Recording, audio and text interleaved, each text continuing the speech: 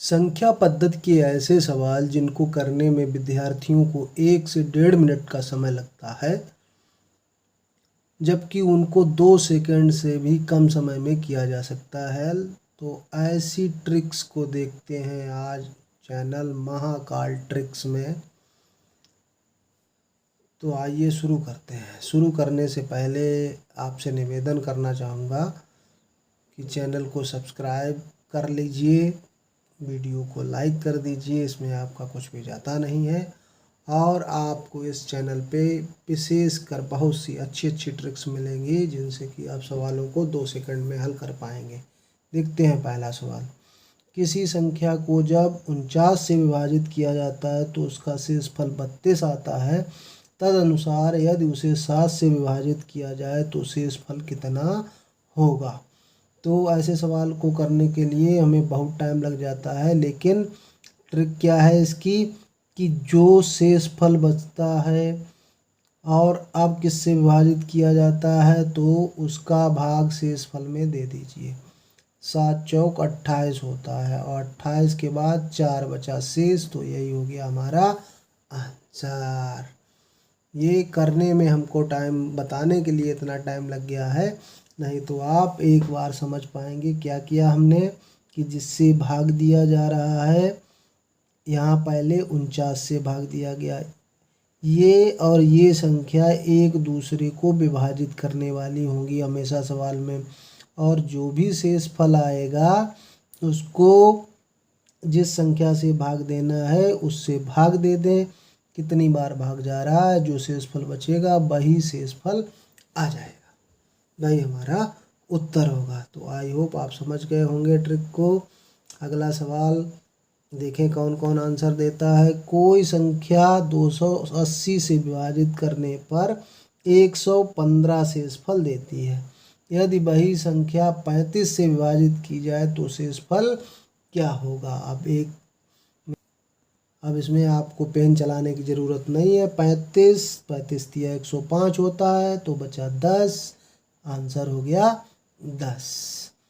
नहीं समझ में आया एक बार और समझ लीजिए। 35 से भाग देना है और शेषफल पहले कितना बचा था 15। 35 दिया होता है 105, घटाएंगे तो बच जाएगा 10, तो शेषफल हमारा क्या हो गया 10। ये आंसर हो गया। तीसरा सवाल देखते हैं। n एक पूर्ण संख्या है, जब उसे 4 से विभाजित किया जाता है तो शेषफल 3 आता है।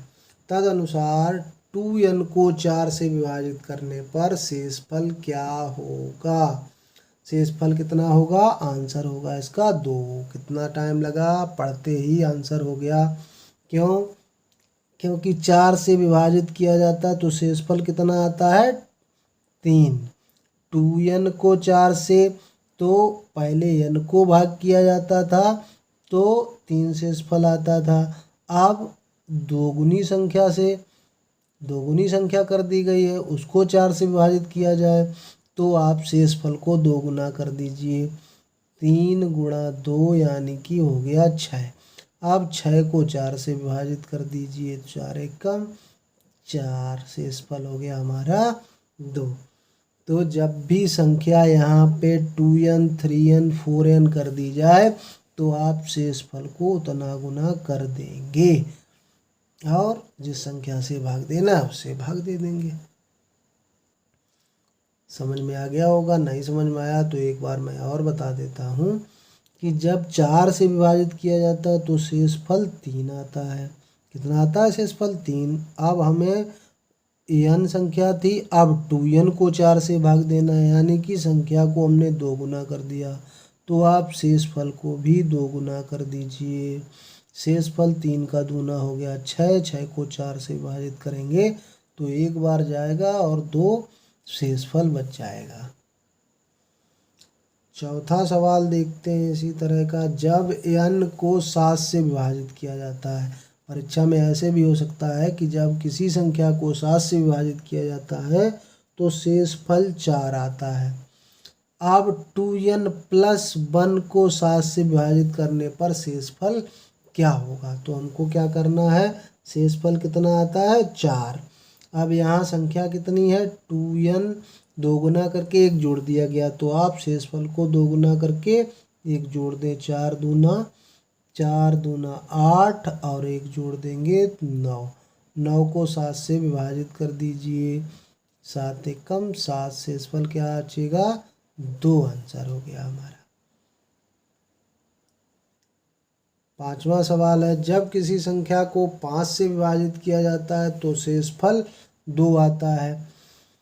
n स्क्वायर को 5 से विभाजित करने पर शेषफल क्या होगा। यहाँ संख्या क्या कर दिया गया, वर्ग कर दिया गया, तो आप शेषफल का वर्ग कर दीजिए। शेषफल कितना है हमारा 2, 2 का वर्ग हो गया 4। आप 5 का भाग 4 में देंगे तो एक बार भी नहीं जा पाएगा, यानी कि शेषफल हमारा कितना रहेगा 4 ही शेषफल रहेगा।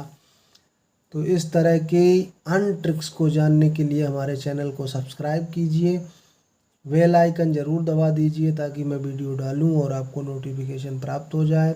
आगे वाले वीडियो में आपको संख्या पद्धति से रिलेटेड और भी ट्रिक्स मिलेंगी। ऐसे ही धीरे धीरे मैं पूरा गणित आपको पढ़ाऊंगा इस चैनल पे। धन्यवाद।